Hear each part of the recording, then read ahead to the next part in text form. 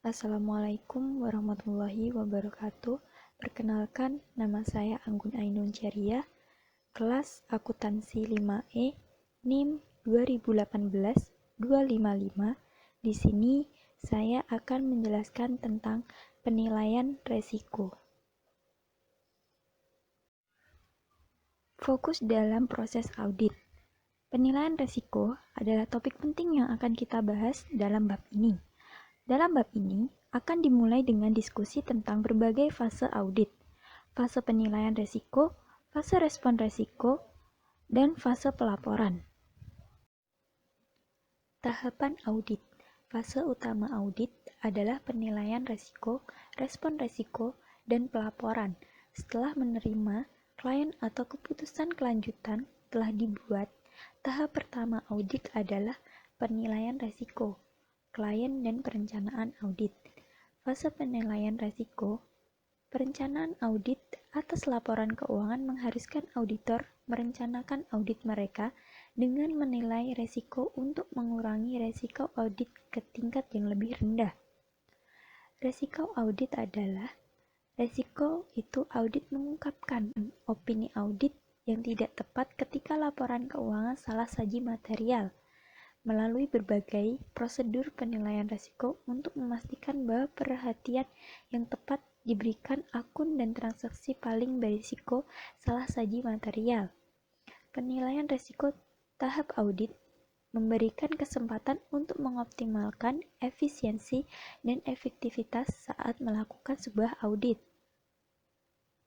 Selama tahap penilaian risiko audit, auditor akan mengevaluasi resiko salah saji material karena kecurangan. Tanggung jawab auditor terkait kecurangan dalam audit dari laporan keuangan, mempertimbangkan apakah layak untuk mengasumsikan bahwa klien mereka akan tetap sebagai kelangsungan usahanya. Fase respons resiko. Fase respon resiko audit melibatkan pengujian rinci atas pengendalian transaksi dan saldo akun. Pengujian rinci ini memberikan bukti yang dibutuhkan auditor saat menentukan apakah laporan keuangan tersebut menurut mereka benar dan wajar. Menyimpulkan dan melaporkan audit. Fase terakhir audit melibatkan penarikan kesimpulan berdasarkan bukti yang dikumpulkan dan tiba pendapat tentang kebenaran dan kewajaran laporan keuangan. Pada tahap audit ini, auditor akan memanfaatkannya pemahaman klien, pengetahuan rinci mereka tentang resiko yang dihadapi klien, dan kesimpulan ditarik saat pengujian kontrol klien, transaksi, dan saldo akun. Mendapatkan pemahaman tentang klien. Di awal setiap audit, seorang auditor harus mendapatkan pemahaman tentang klien mereka. Tujuan dari ini prosedur untuk menilai resiko bahwa laporan keuangan mengandung salah saji material karena sifat bisnis klien, industri tempat klien beroperasi, tingkat persaingan dalam industri tersebut, pelanggan dan pemasok klien, lingkungan peraturan tempat klien beroperasi. Untuk memperoleh pemahaman tersebut, auditor akan mempertimbangkan masalah di tingkat entitas, tingkat industri, dan tingkat ekonomi. Tingkat entitas sendiri adalah pengetahuan tentang entitas tersebut diperoleh melalui wawancara dengan personal klien, termasuk pihak yang bertanggung jawab atas tata kelola. Auditor menanyakan pertanyaan tentang apa yang dilakukan klien, bagaimana fungsi klien, struktur kepemilikan klien, dan sumber keuangannya.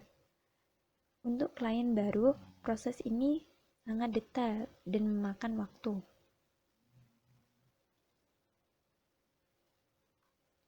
Tingkat industri. Di tingkat industri, auditor tertarik dengan posisi klien mereka dalam industrinya, tingkat persaingan di industri tersebut, dan ukuran klien mereka relatif terhadap persaingan. Auditor mengevaluasi reputasi klien di antara rekan-rekannya dan tingkat dukungan pemerintah untuk perusahaan yang beroperasi di sana atau pemilik industri tersebut. Pertimbangan lainnya adalah tingkat permintaan produk yang dijual atau jasa yang disediakan oleh perusahaan dalam industri tersebut, dan faktor-faktor yang mempengaruhi permintaan tersebut. Tingkat ekonomi. Auditor menilai bagaimana faktor tingkat ekonomi mempengaruhi klien, kemajuan penurunan ekonomi, perubahan suku bunga, dan fluktuasi mata uang mempengaruhi semua perusahaan. Auditor prihatin dengan kerentanan klien mereka terhadap perubahan ini dan kemampuannya untuk menahan tekanan ekonomi. Resiko penipuan. Selama fase penilaian resiko audit, auditor akan menilai resiko salah saji material karena kecurangan. Saat menilai resiko kecurangan, auditor akan mengadopsi sikap penilaian resiko, skeptisisme, profesional untuk memastikan bahwa setiap indikator potensi penipuan diselidiki dengan benar.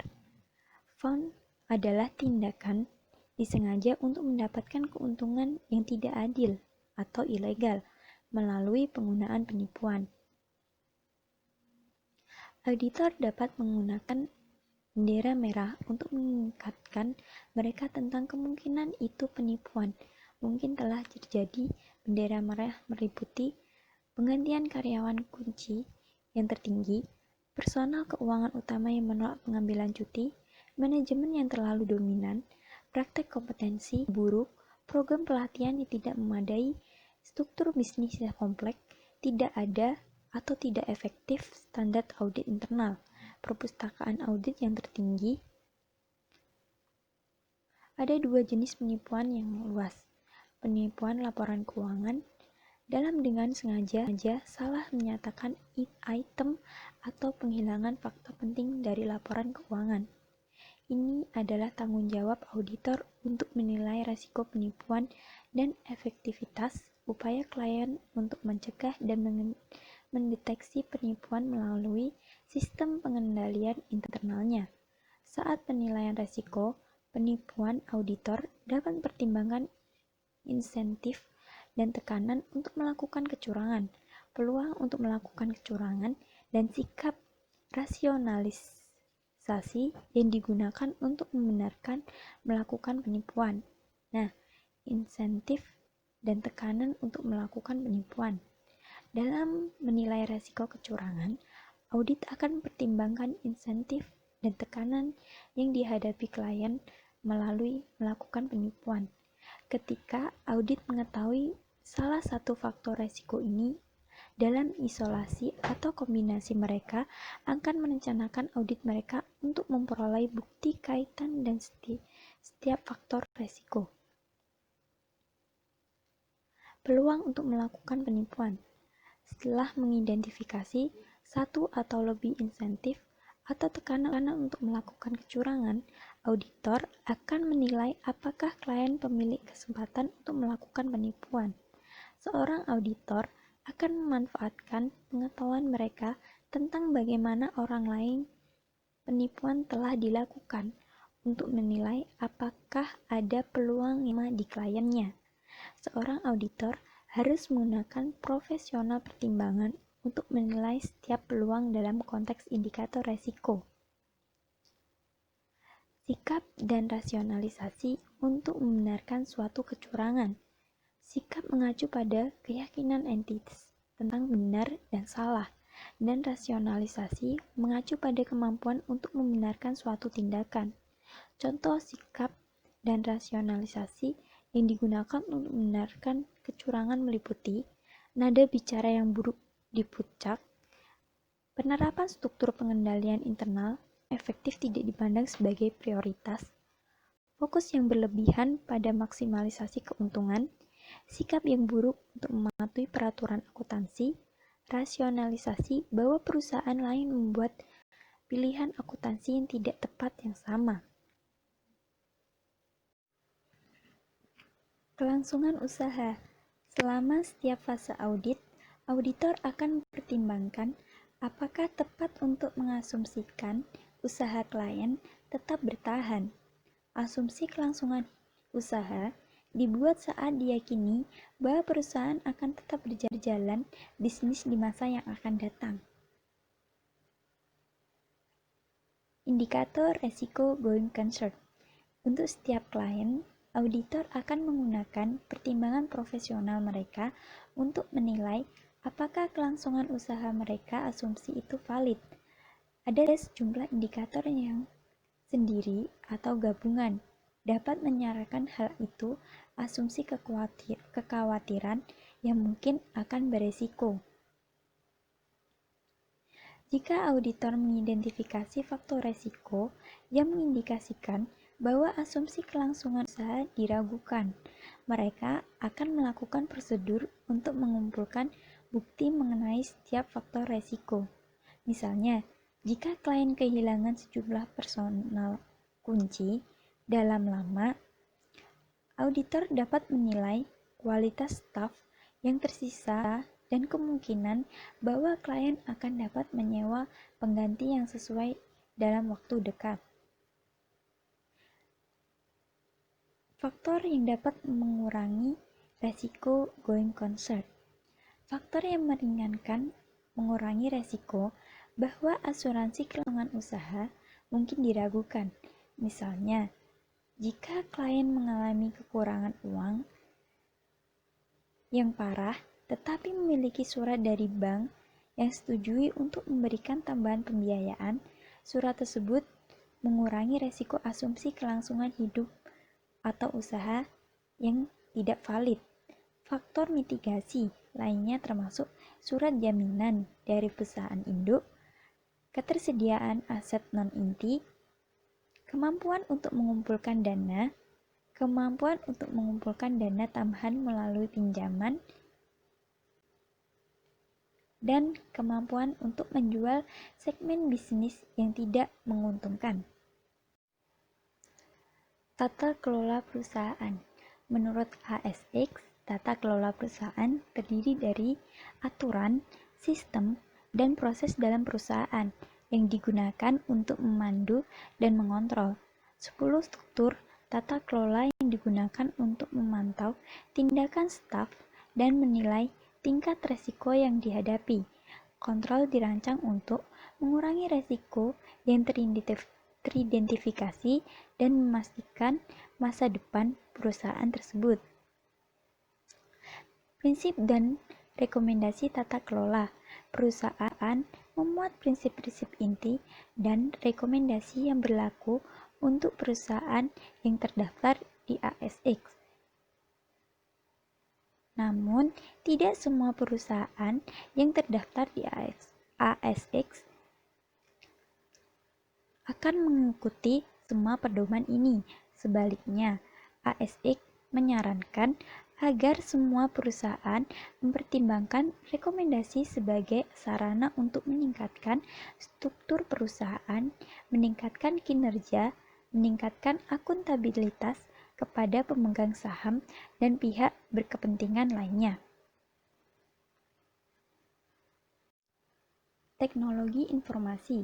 Saat memperoleh pemahaman tentang klien, auditor akan mempertimbangkan risiko tertentu yang dihadapi oleh klien terkait dengan teknologi informasi. Teknologi informasi berkaitan dengan beberapa proses akuntansi perusahaan, meliputi inisiasi transaksi, pencatatan, pemrosesan, koreksi jika perlu, transfer ke buku besar, dan kompilasi laporan keuangan. Risiko yang terkait dengan teknologi informasi adalah tidak sah akses ke komputer, perangkat lunak, dan data. Akses tidak sah ke komputer dapat mengakibatkan kesalahan penyajian dalam laporan keuangan. Akses dapat dibatasi dengan berbagai cara, termasuk melalui penggunaan keamanan dan kata sandi.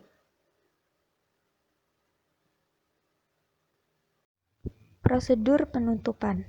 Saat menyelesaikan laporan keuangan, klien akan menutup akunnya untuk periode keuangan. Tanggung jawab auditor untuk memastikan bahwa klien mereka telah menerapkan prosedur penutupan dengan tepat. Auditor akan menentukan resiko yang terkait dengan prosedur penutupan klien mereka sebagai tambahan pelaporan keuangan tahunan. Klien menyiapkan laporan keuangan bulanan, triwulan, dan setengah tahun tujuan internal dan eksternal. Klien yang melapor setiap bulan lebih cenderung memiliki prosedur penutup yang mapan daripada klien yang hanya melaporkan setiap tahun. Sekian penjelasan dari saya. Jika ada kurangnya, mohon dimaafkan. Semoga apa yang saya sampaikan dapat membantu teman-teman. Sekian, wassalamualaikum warahmatullahi wabarakatuh.